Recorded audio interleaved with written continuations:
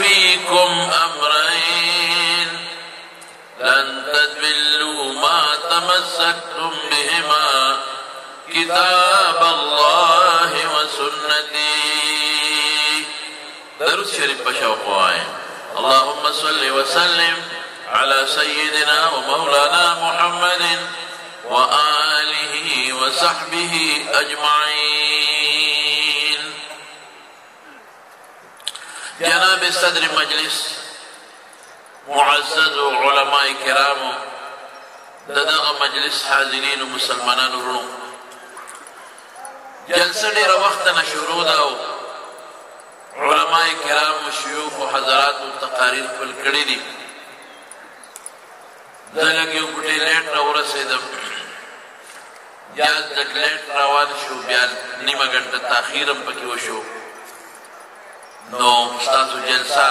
ډېر ستړي شوی وئ، تاسو انتظار کې وئ. زه کوشش کوم چې مختصرو الفاظو کې ستاسو مخکې یو څو خبرې گوشګزار کړم. زما وروڼو دا مدرسه کال په کال په دې میاشت کې او په طلباو سره د لوی مجلس سره زما ملاقات وشي او د دغه مجلس د ختم بخاري په یو عظیم مجلس کې زما شرکت وشي. الله پاک دې مدرسې له ترقي ورکړي، الله دې کامیابي ورکړي. زما وروڼو په مخ د ځمکه نن د دیني مدرسو ډېر لوی ضرورت دی. که ستاسو کالج ځای په ځای سکولونه جوړېږي، کالجونه جوړېږي او پرایویټ سکولونه نن ډېر زیات شو، پبلک سکولونه، سرکاري سکولونه خو جوړېږي ډېر، پبلک سکولونه او پرایویټ سکولونه هم زیات شو او د دې سرپرستي حکومت یې وخت په خپله کوي. دلیل ورله څه وایي؟ وایي تعلیم عام کول پکار دی. خلک ناپوهه دي، خلک پوهول پکار دي. هغې وایي خلک جهالت کې پراته دي او د علم په رڼا باندې دا خلک منور کول پکار دي. دا د هغوی سوچ دی او هر کال هغې یو فکر او یو عادت مخکې کوي او وایي چې تعلیم دومره ترقي وکړه. پر اوس کال خلک دومره ناخوانده او سږ کال دومره خوانده شو. تېر کال خلک دومره ناپوه او سږ کال دومره پوه شو. دا د هغې مطمح نظر او دی سوچ دی. وایي تعلیم کو عام کر، تعلیم کو گلی اور کوچوں تک پہنچاؤ، ناخوانده خوانده کې دا د هغې سوچ دی. دغه تعلیم د عصري علومو تعلیم دی. د دغې نه موږ انکار نه کوو. ډاکټر چې جوړ شي زما علاج به وکړي نو زه به مونځ وکړم، زه به روژه ونیسم. انجینر چې وي نو ماله به روډ څوک جوړوي، ماله به سکول څوک جوړوي. ساینسدان چې وي زما میزایل به څوک جوړوي، زما ایټم بم به څوک جوړوي. دې نه زه انکار نه کوم. دا زمانه د وخت د ضرورت په تقاضا دا زمانه، لیکن زمانو څنګه نن د ډاکټر ضرورت دی د دنیا د زندګۍ د تېرولو لپاره، او د انجینر او د ساینسدان ضرورت دی د ملک د ترقۍ لپاره. دغرانګې د قرآن د علم او د تعلیم او د پیغمبر د علم هم دې قوم ته ضرورت شته. د دې باقي ټولو تعلق د ذات د دنیا سره دی. دلته که څه دیني فایده ته ورسېږي، مسلمان ته فایده ورسېږي، هغه به ثانوي درجه وي. زموږ د قرآن او د سنت بالذات اولا و بالذات تعلق د آخرت سره دی، د جنت سره دی، د الله او د رسول د رضا سره دی.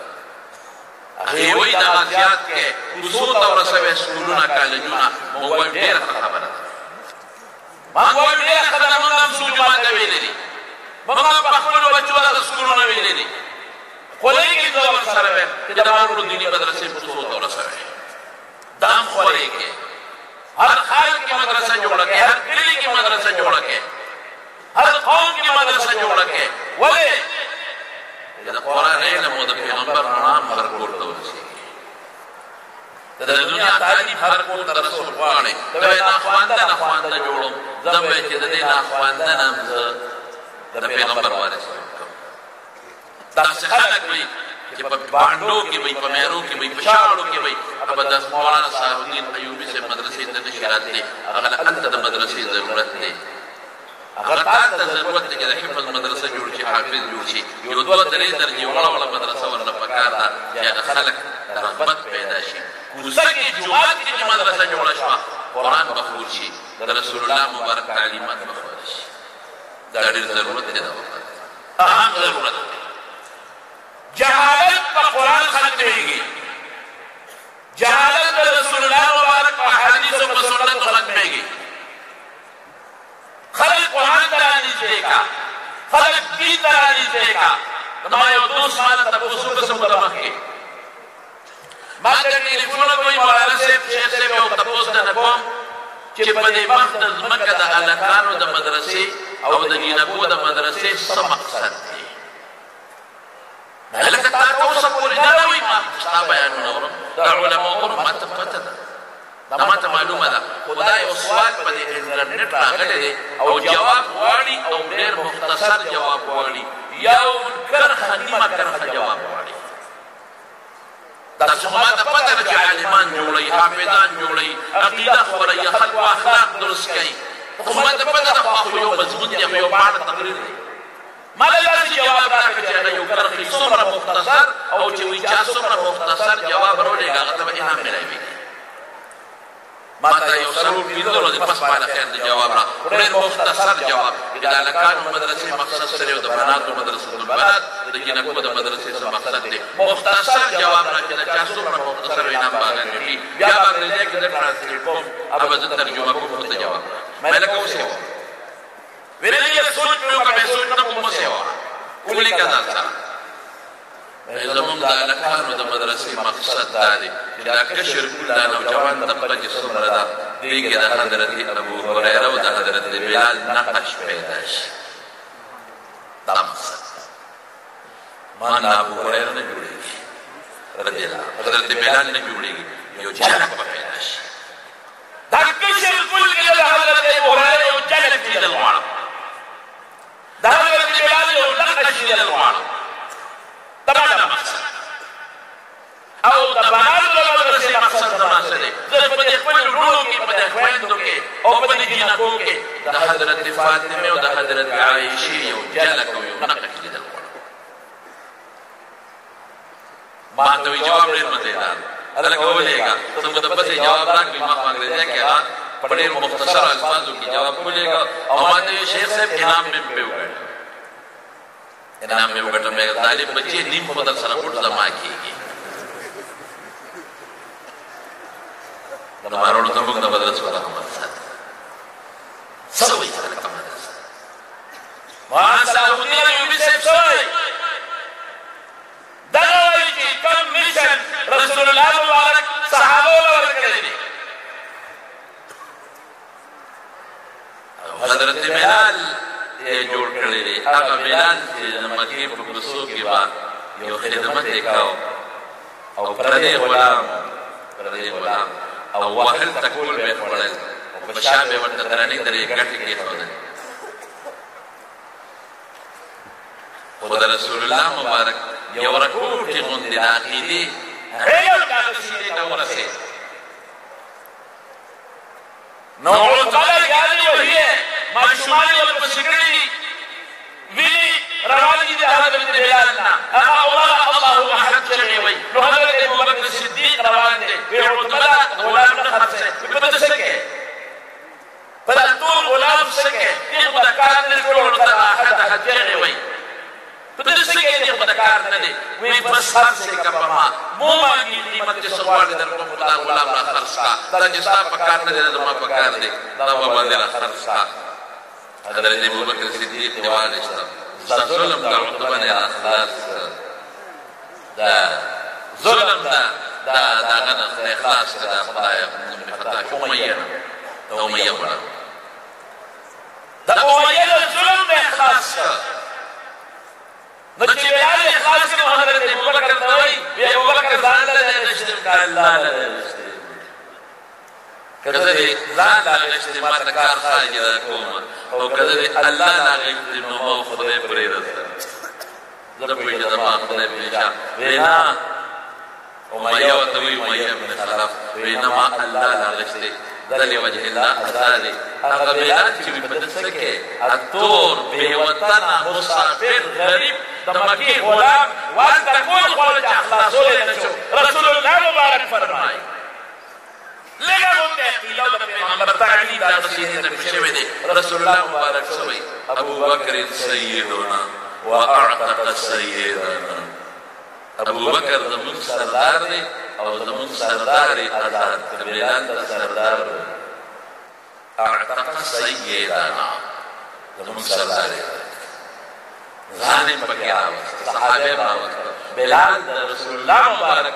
وی زما او زما د ملګرو صحابه سردار د قرآن د پیغمبر د سنت ویلو مولا نفسه سونه کړ زموږ خلک په دې سوچ کې لګیا دي علم دا ابرو دغه اسلام آباد کې خبرې وکړي ایوبي صاحب تاسو ته یو خبره وکړئ سمې زه خو تاسو ټولو له مبارکباد در کوم چې تاسو یو عالم سمېدلی ته خوشحاله یې که نه ته خوشحاله نه سجدت کوي داسې نه مضبوط دا سجدت کوي داسې وکوئ داسې وکوئ الحمدلله موږ یې سملی ته بل شی دی موږ خو خواري وکړه خو خواري په ځای رانغله قصې به بیا کړم خواري په ځای رانغله نو بله ورځ چې د شرابو متعلقه بل پیش شو نو ستاسو ممبر د هغې په حق کې تقریر وکړه چې د پرمټې مرمټې دې مکمل بندې شي او شراب دې مکمل بند شي بندل دې ولګي نو ستاسو ممبر د الله او د رسول د حکم مطابق چلاواله زما ممبر د هغې خلاف د شرابو په فایده کې چلاوه زه ښه شم که ته ښه شم مسبح سملی ته وي د ملاوي څه ضرورت دی دا ملاوي اسلام آباد غواړي هلکه چې دلته شته که نشته او تاسو نه تپوس کوم هلته که مونږ په پښتونخوا کې خو دا چغې دی وروڼه خو چې څوک الیکشن ته ودرېږي دا نور پسې پاتې مړه وي دا خو اسلام آباد غواړي وي د اسلام نه غواړي اسلام آباد غواړي مولانا مینجګر صاحب د خدای پاک وبخښي هغه به وایي اسلام آباد تا سره خوند نه کوي یا ګیر خرې دی چې برید او ګیر او سر دې ټول خرایي دي والله که در سره خوند کوي ای سونا مونا والله که در سره خوند کوي ویل چې زه په پټکي مې والي وکړلې ګیره مې د اسلام آباد په کوڅو کې ګرځم قسم په خدای چې ما سره خوند کوي اسلام آباد د اسلام آباد ستا د پلان ټیکه دی د اسلام آباد ستا ټیکه دی دا عمل ما نه دي جوړ کړی دې ملک کې زما حق نشته د ملا حق نشته ته به ټول عمر په جیزونو کې ګرځئ ته به ټول عمر په غټو غټو واړو کې ګرځئ ته به ټول عمر په قیمتي حماماتو کې او په غسلخانو کې اودسونه ماته زما ملا غني په ټول عمر په سادي کې راپه ډوډۍ مې ولې زه د دې ملک نه یم او ته د دې ملک کې یاد ساته بیدار شه الحمدلله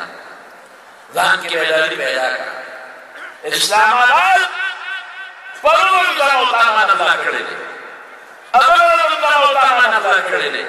نن زواله او تاسو ولیدل لس جلسه زمین خارج خوشوي او الحمدلله نن د پاکستان خبرې کوي ورګي دا عوام پرونه مولا پسې نن قائد جمعیت مولانا فضل الرحمن پسې ولاړ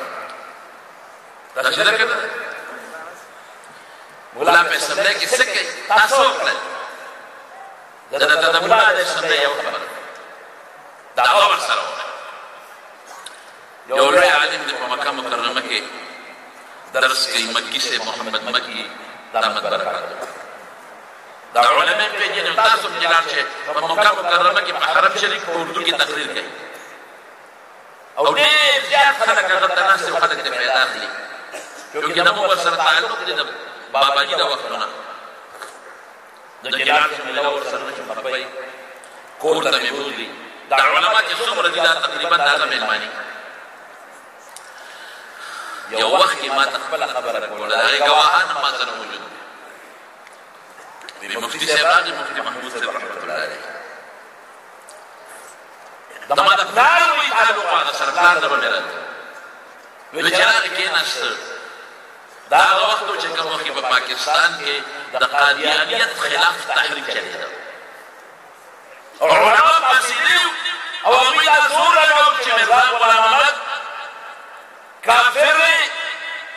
دا قادیاني کافر دی او چې څوک د پیغمبر وي دا کافر دی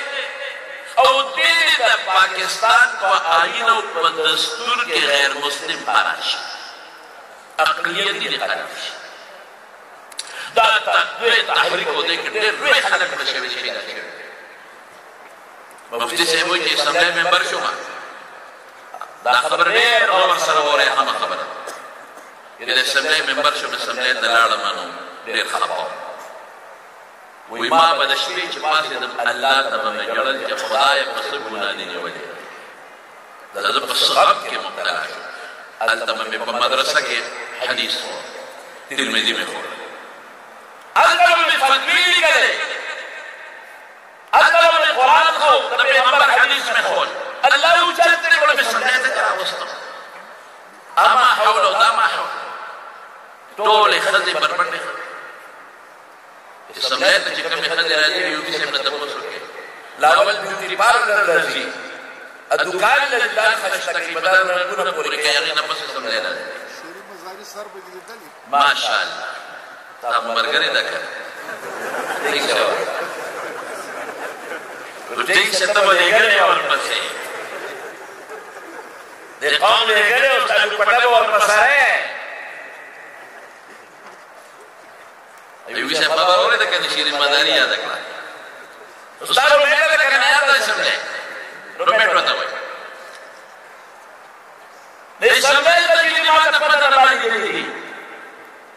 ما په هغه وړه اسمبلی کې اوږده کاله تېر کړي لاول بیوټي پارلر وروسته اسمبلی سر سرتور پټې ښکاره داسې ځان جوړوي لکه چې بېګانه شپه واده ده او وادان تیاری واده ده داسې ځان جوړوي او بیا چې تقریر کوي او کوم ادا کوي او کوم انداز سره هغوی بیان کوي او کوم خبرې کوي نو اسمبلی خلک ورته په ځان نه پوهېږي دا حقیقت ویم زمونږ فقها وي زمونږ علما فقه کې لیکلي د ښځو متعلق وایي چې ښځه خبرې کوي لږ تیزې خبرې به کوي سختې به کوي تا دروازه ووهله او سړی کور کې نشته او اواز نه وکړه فلانکې کور دی څوک کړي نو ښځه به نرم جواب نه ورکوي سخت جواب به ورکوي هغه ځای نه به جواب ورکوي نشته چېرته تللې موږ نه یو خبر یاره چې کله به راځي پته نشته دا سخت جواب چې ورکړي د دې سړي نه به وویرېږي چې خدایه که څلورم به یې راباندې غدار ونه کړي خو بدماشه ده او چې دی ورته فلانکې کور دی هغه داسې نرۍ غوندې کنه چېرته تللی دی د زړه لږ خارښ وکړي چېرته تللی دی ورورې دروازه درته کوله کوم کټ به درته وباسم اوس به راشي داسې مکې سره د زړه کې خارښ پیدا شي شریعت د دې نه منع د مغول یو بادشاه و شاه جهان غالبا دا نور جهان دا شاه جهان غالبا د شاه جهان دی ویزه وه نو دا بادشاه چې بار ته نو دوله دوه کمترې ورکړې وی دا قیمتي کمترې وي د بادشاه وي دا لاس کې ونیسل یو کمتر یو لاس کې ونیوله بل کې چې بادشاه واپس راغی نو و د نور جهان یو پیالو دی و د نور جهان یو کمتره وه خو قیمتي کمترې بادشاه واپس راغی وایي نور جهان کمتره دې څه بیا والوته وایي څنګه والوته بادشاه ورته غوسه شو څنګه والوته هغې ورته هغه بله پرېښوده داسې چې بادشاه د نور جهان ته وکتل دا مسکۍ وکړه خندا یې وکړه دا خولې بل شان کړه دا سټې بل شان کړه دا لاس یې ورسره بل شان کړه دا وجود یې ورسره داسې رامایل کړه بس بادشاه وي خدای دې بېخ د کمتر وبس ستا نه ښه کمتر به د کمتر هغې ادا د دې ښځې او د هغې لهجې خبرو هیئت شکل بادشاه په مین شو ویده چې دو نکاح ته نکاح پې شریعت دی وجه نه وجه خدای مننه مې پسې خبرې نه کوي نن زموږ سملې خبر شه توبې نو مفتی صاحب رحمت الله علیه وی ما کې الله سبحانه وتعالى نیولې فصل الدين ولې حدیث مدرسې د چکرم د قران او حدیث نیاز کې ناس تم کم دې ته جرا واستم الله ټول خدي دي نیم عوریا چې وی خبرې کوي اورېدل کتل ټول ګناه التمي حديث ولا ودلت کې به سملای کې ناس خدای سبب غام اورېدل یا الله سبحانه مې کړی دا باغچې د پیغمبر نه دی پاسو له په دا ګټ کې خدای واغ سړی تفسیری به سړی پیدا سړو د خدای په پته نه دی دا سړی په کله کې خدای کړی تشریح مداري د کسر دین والي د فنان مطلب دا خبر ده او شان کې د ګوري پته ونه لګي سړی دی وی الله جلال بما هذا مفتی جلال بما بتقول ولادي ولا ما لا تتجرى وسط الله دخل بنبوت فصل بها علماء التحريك لا زار مسلمان شيئا اسمعه کې د نمائندګۍ د پاروي مفتی محمود رحمت الله علیه زمان کې تجویز نمائندګۍ اسمعه اجلاس کله شروع شو زمناستی علماء ناستی ټول زموږ جسد علماء ګیرل کیږي علماء کله پارلیمنت ممبران دي ګیرل کیږي چلته قاضیانیت سره جګړه ده نن په فیصله کېږي چې قاضیانی با اقلیتي ممبر ګرځي سګرانو کیوار وغیرہ دې په نه ده پاکستان مستقل شهري وګرځي مومن حضرت مفتی سے بھی بڑا کتابوں میں اورل دان سره میں کې سو دلتي څوک بلدي مرزا ناصر هغه قاضیانو نمائندګي دي هغه دان سره پړن کتابونه وروړي دي پوسټر یې وروړي مرزا ناصر د سپیکر صاحب نے اجازه وغوښته چې سپیکر صاحب ماته اجازه راکړه زه یو څه خبرې کوم کاوه وکیلان ناس دي قابل خلق ناس دي سمله د پارلیمنت ممبر هغه خبره شروع کړه میدان مفتی صاحب مولیان پاسې رہی موږ ته کافر وای او دې مقصد دا چې په دستور کې په آئین کې موږ کافران قرار شو اقلیت کې قرار شو سپیکر صاحب د دې مولیانو خبره له تاسو توجه ورکړه دا په دې خلک کې موږ راټک کې د پلان کې کافر او کافر دا غیر سنجیده خبرې کوي څوک چې د دې مخالف وي کافر څوک چې د دې مخالف وي کافر څوک چې د دې مخالف وي کافر موږ نه په سره پات شوی دي موږ ته کافر او پوسټر یې راوستي دا پرې د بریلیانو پوسټر دی باندې د کافر وي بل پوسټر یې راوستي دا پرې د باندې پوسټر دی بریلیانو ته کافر بل یې راوستي دا پرې د اهل حدیث سلفیانو پوسټر دی باندې بریلیانو ته کافر وي بل یې راوستي د بریلیانو پوسټر دی پرې د باندې کافر اهل حدیث ته کافر دا سنیان شیعه ته کافر دا شیعه سنی ته کافر د دې کار دغه د خلک دین نه وباسي د اسلام د خدمت نه کوي د خلک د نه کوي د اسلام د خلکو بس وی دا فصیح بلیغ تقریر ظالم بچي وکړو د ټول خلک حیران دي چې خدای او د مفتی د جواب ورکړي ان مولیوں کو کام یہ ہے کہ لوگ اسلام سے نکالتے ہیں اسلام میں کم لوگ داخل کرتے ہیں زیادہ نکالتے ہیں کا مقصد یہ ہے کہ فلان کافر اور فلان کافر یہ پوسٹر دے یہ مقصد ہے نو صاحب تم کافران ہوئی یہ یو بل تم کافران ہوئی تاسو دې خبر مفتی صاحب رحمت الله علیه فرمایي چې پاسه نه ورته ویمه چې حضرت دا پوسټر بالکل په حقیقت مبني دی په یو خبره وره ما په بریلی باندې اعتراض وکړ دی باندې کې دی بریلیان کافر وجوه الكفر میں بیانو غلط کفر وجہ میں پکې دا ذکر کړي دي قبرونو ته سجدي او د عبادت باندې دي دې سوچ هم دا چې دا چاته سجده کوم دا زما په امور کې زما په کارونو کې متصرف زما د خیر او شر رسول دی تعظیم باندې لہذا سوچ رہے اللہ ته سجده کوي او نیت عبادت هم دغه سوچ دی چې ما ته خیر او شر رسول شي ما نه شر بدول شي ما نه خیر بدول شي ما ته زوی بچی را کول شي ما له بیماری جوړول شي سجده کوي هغه دا کافر غټه وجه د کفر دا ما ځکه کافر ویلي چې ما د کفر فتوا ولګوله پوسټر مې چاپ کړ بالکل بریلې پاسې دغه وی نه نه نه نه نه دا ستاسو خبرې غلط دي دا وجوب الکفر مونږ کې نشته موږ دا نه وایو چې قبر ته سجده وکړه دا خو څه مقصد وکړي دا عوام دي قبر دي زمونږ دې یاد ده موږ دغه دې چې قبر ته سجده کوي او په دغه نیت کې دا کافر دي بالکل نه ممنوع بدل عقیده نور وجه په ذکر کې وخت مختصر دی د ما باندې وجه د لګي ذکر کړی وي عقیده وجوب الكفر نه انکار وکړي د ولایانو تاسو ته وجه یاد دا وجه ممکن نشته نو لهدا ما خپل فتوا واپس واخیسته ما واپس واخیسته بریانو باندې اعتراض وکړي د باندې کافر دي ولې کافر دي د پیغمبر نه مني د درود شریف نه مني د پیغمبر تعظیم نه کوي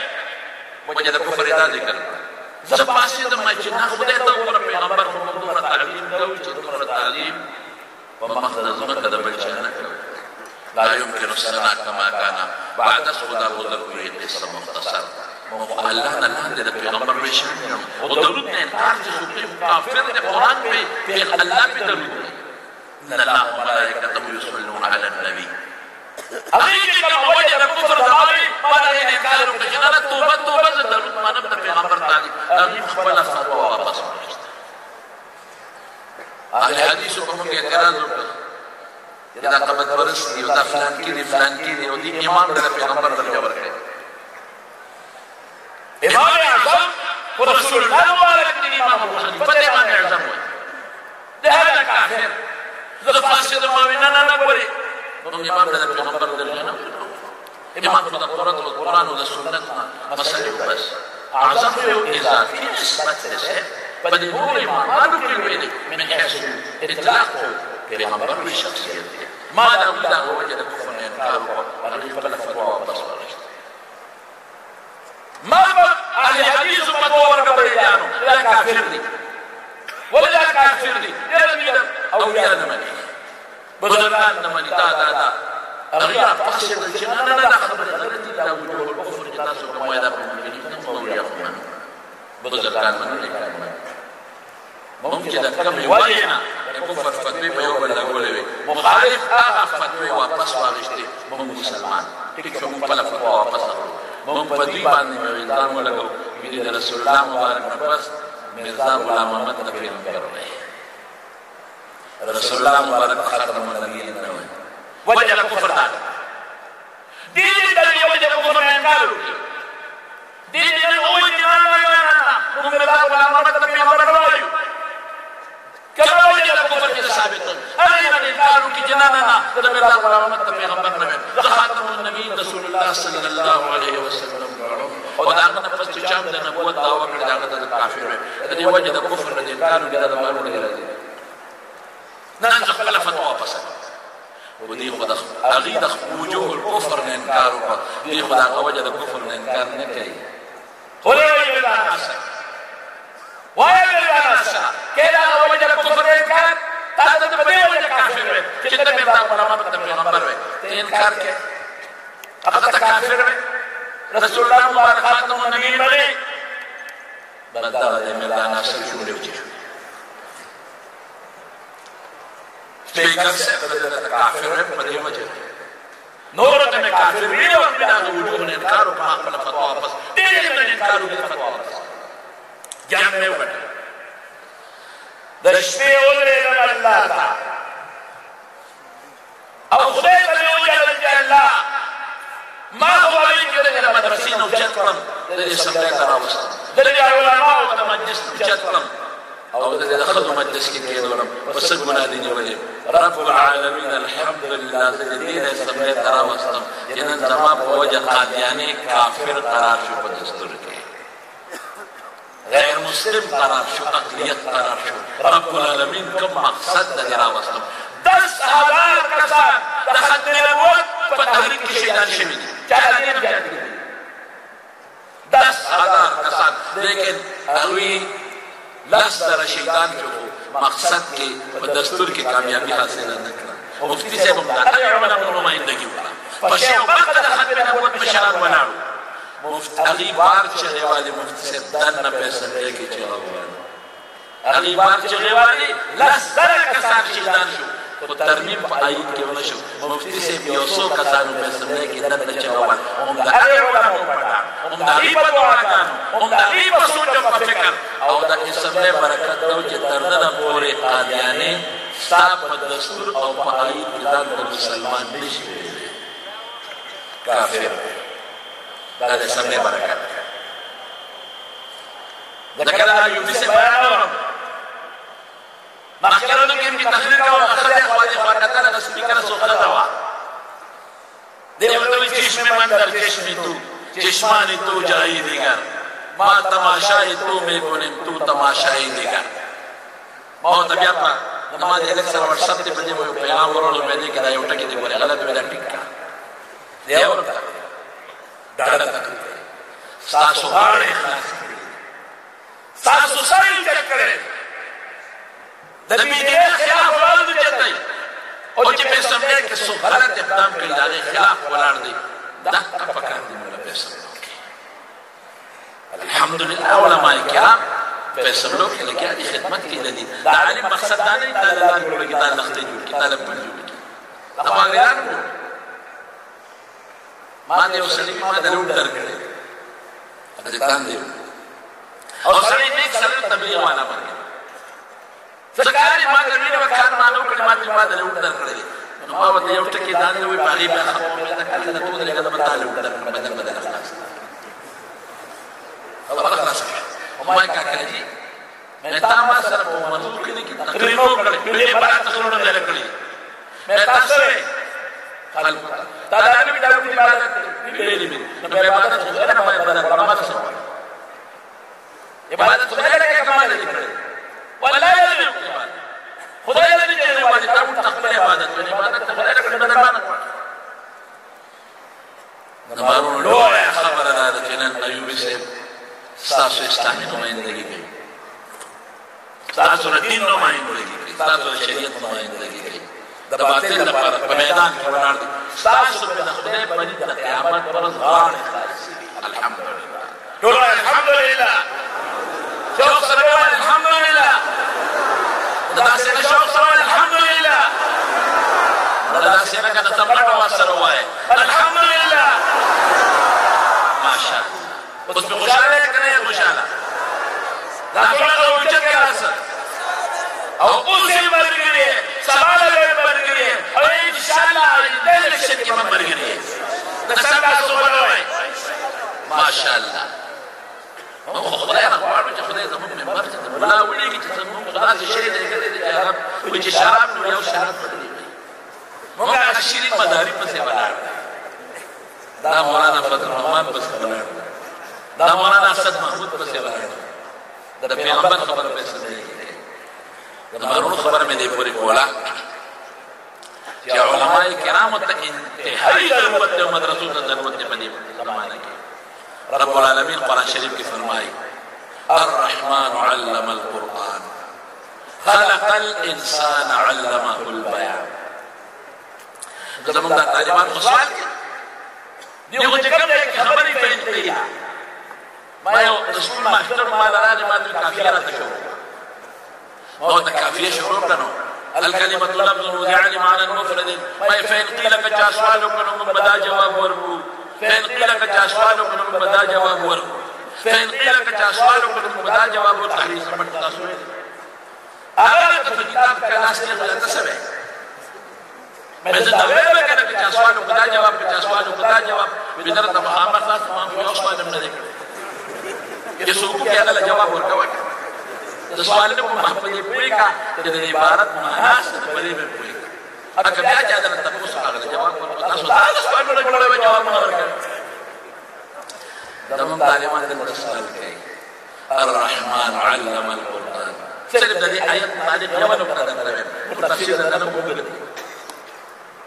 الرحمن علم القرآن قرآن خلق الانسان انسان پیدا طالب سوال کوي چې تخلیق انسان مقدم نه مخکې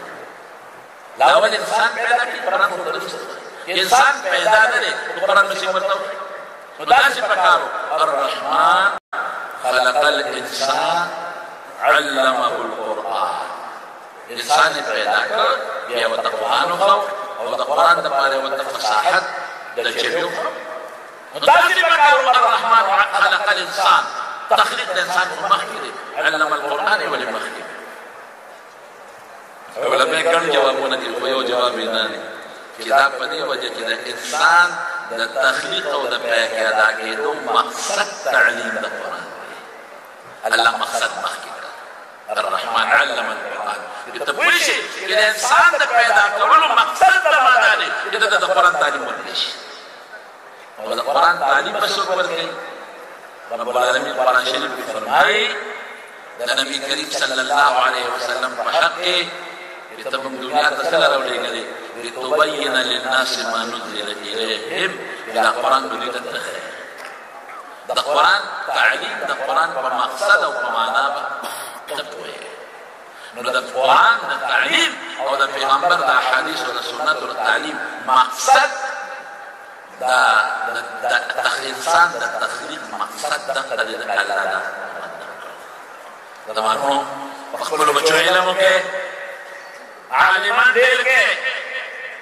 علما پیدا کړي. عالم په مقصد د خدای رحمت دی. نن تاسو وویل چې څومره کسان به فارغېږي، علما جوړ شو پټکي به وایي الحمدلله. یو خبره د تاخیري کوم، هغه دا ده نو دا کوم فاضلان شو فارغ شو دی به ګورې د دې علم خدمت کې دا کومه پګړۍ چې د استادان ورته سره ایښودې ده د دې خدمت وکړي. د علم دا علم خلکو ته ورسوي د رسول الله صلی الله علیه وسلم د بعثت مقصد دغه دی چې خلکو ته علم ورسېږي او د دین خلکو ته ورسېږي. په سبلو کې مرسوي، په نورو ځایونو کې مرسوي چې کوم ځای ضرورت د قرآن او د سنت د بیان راځي بیان وکړي په طریقه بیان. ادع الى سبيل ربك بالحكمه والموعظه الحسنه. جګړه په کار نه دی، د فتنه باندې خبره په یو بل د کفر فتوی باندې لګوي. مشران علما چې تاسو دې تاسو باندې فارغ شوي او مشران علما څخه خبرو کې باغی بد غلط نسبت نه کوي چې تاسو څه کوئ. ته شپې ته کاله مخکې فارغ او خبرو فارغ شوي. پښتانه وایي چې وخت اوس ودی بیا د پیدا ډېر درسونه به بیا رسمېږي. علماو نه ته نشي چتېدی. دین به رسوي په طریقه باندې د ملک و ملت خدمت به کوې د قرآن او سنت په رڼا کې، او کوشش به کوې د اسلام آباد د دې خلکو د پلار دی نه دی. کوشش به کوې، محنت به کوې چې په ګڼ شمېر کې څومره وس رسېږي چې موږ یې څومره علما یې کرام موږ ته هلته ووایي اخري خبره. یو پهلوان چې تا ته ولاړ په هغه پهلوانۍ په هغه ځای کې تا ته هلته درون ووایي، موږ به درون وایو چې راشه میدان ته، او ته د جومات په روډ کې ورته مټې وایې چې درغلم او درغلم. ته د هغه مقابله کولی شې نشې کولی. په کوم ځای کې به د هغه مقابله کوې؟ کوم ځای درته هغه ولاړ. نن سبا د آیین د دستور کې چې کوم اسلامي فکري دی او په امریکا بدلېږي، نن د هغې دپاره خلک په میدان کې ولاړ دي. مقابله به انشاءالله ولدي په دغه میدان کې کوي. د هغوی کوشش کوي چې د ختم نبوت چې د رسول الله صلی الله علیه وسلم د ناموس کومه دفعه ده د ختمه کې د هغې مقابله ته په جومات کې په میدان کې په مظاهرونه کېږي، په مقابله به کوم ځای کېږي؟ انشاءالله. علماو ته په هر میدان کې ضرورت دی. زه خو یو ټکي به تاسو ته ووایم چې ستاسو د چمن د خلکو او د راغلي خلکو چې څومره علاقه ده. دا خو ما ته امیر حمزه صاحب محترم وویل دا ډېره اوږده حلقه ده. اسعد تعهدین یونس ډېره اوږده حلقه ده. د ټولو د شکریا ادا کوم الحمدلله چې تاسو یو ښکلی عالم، یو بهترین مقرر، یو نیک سیرته انسان، د یو لوی مدرسې د خدمت کوونکي شخصیت اسمبلی ته لېږلی دی. غاړه مو پرې خلاصه ده. انشاءالله دنیا کې به هم شکر آخرت کې به هم خدای پاک اجر درکوي. او مولانا صلاح الدین ایوبي صاحب ته دعا کوم چې خدای پاک ته همت ورکړي. د سره چې څومره علما په اسمبلی کې دي الله یې ټولو له همت ورکړي او الله یې د دین په وجه د باطل دفاع وکړي او د دین الله تعالی د دین په وجه بلندي راولي.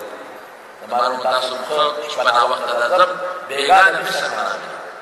زما د 11 ورځو د مصر دوره وه. بېګا رسېدلې وم، ډېر انتهایي ستړی. بیا نن د جمعې ورځ زموږ جومات ته خلکو ته پته وه چې دی راغلی دی، ډېر زیات خلک راغلي. او ایوبي صاحب ما ته ډېر نږدې دی، زه هم ورته ډېر ګران یم. ډېر محترم دی. نو ما خپل سترګې ته ونه کتل او تاسو حاضر شو، ملاقات وشو، د خبرو شوې. الله دې مدرسې ته ترقي ورکړي، الله دې برکتونه ورکړي، دله دې الله په عمر کې برکات واچوي. دغه طالبان چې کوم فارغ شوي دي، الله یې د دین د خدمت او د دین د نشر و اشاعت توفیق نصیب کړي. واخر دعوانا ان الحمد لله رب العالمین. یو ځل په جمع ټول درود شریف